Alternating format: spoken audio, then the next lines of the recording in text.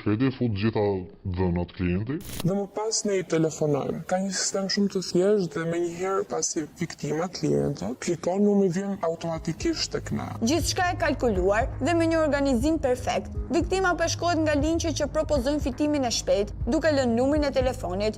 Numri më pas I vihet në dispozicion call centerave dhe operatorëve, të cilët bëjnë telefonatën e parë. Prezantojmë me emrin e platformës që është vendosur në link. Kuptoj që gjithçka është e rreme, është I gënjeshtur se nuk ka asnjë platformë reale. Sa operator jeni ju në sallë? Jemi diku te 50 persona që operojmë në 4 gjuhë të ndryshme. Secili nga ne bëjmë 394 thirrje që I bien në total 15.000 ose 20.000 thirrje.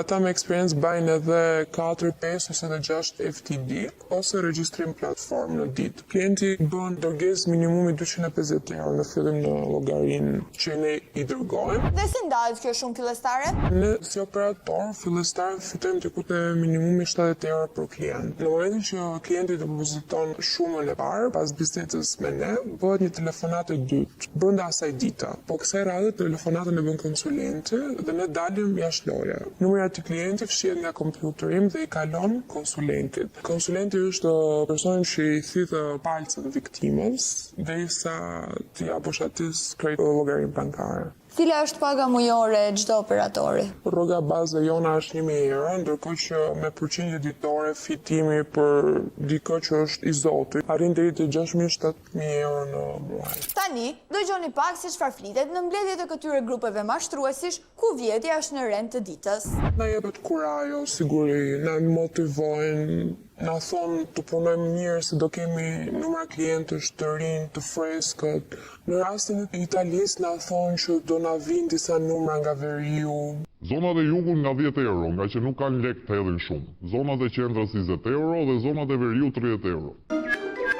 Kjo do të thotë që janë disa klientë më të pasur se ata të jugut, prandaj fitimi mund të jetë edhe më I mirë edhe për ne. Në fakt, për të gjetur numrat e duhur që kanë potencial për të investuar, ka disa mënyra.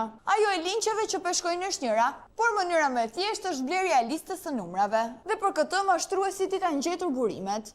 Më I madhi është pronari izraelit. Ta janë grupi I madh. Gjenerojnë numra live. Numra bursa edhe I shesin në call centera. Ta janë kryesorët nga 1.000 numra lart llogarit. Kosta e tij shkon 3-4.000 euro. Ai atë numër shet 30 euro. Ta bëjnë miliona lek çdo ditë. I riu përballë nesh, që na ka ndihmuar gjatë këtyre ditëve, është I njëjti që na ka dorëzuar hartën e disa call centerave në qendër të Tiranës. Harta ju dha kolegëve italian të lejene, të cilët e dorëzuan në polici, duke kërkuar bashkëpunimin e kësaj të fundit. Siamo stati della Polizia Nazionale, ci ha ricevuti il vice direttore della Polizia Criminale, il quale quando ha visto la documentazione ci ha detto ragazzi, ci prendiamo qualche giorno e poi interveniamo insieme a voi. Noi gli abbiamo chiesto di poter seguire l'irruzione che avrebbero fatto nei vari call center. Pas kësaj kërkese për bashkëpunim me policin, rezultati dihet.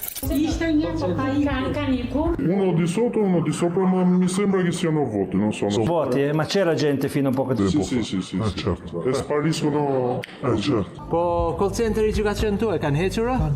Kjo është vendosje me urgjencë, ka ardhur sepse dikush tjetër përveç nesh e kishte hartën. Dikush që I mbron dhe I ndihmon për të mos humbur as pak kohë për të hapur call centerin e radhës. Janë totalisht mbrojtur dhe punojnë pa e vramenje fare. Punojnë sade fare. Dhe në momentin që ti merr policinë, o vinë me vonesë ose s'vin fare. Dhe për këtë natyrisht paguhen. Variojnë edhe nga 20.000 euro e lartë çdo muaj, është logjike.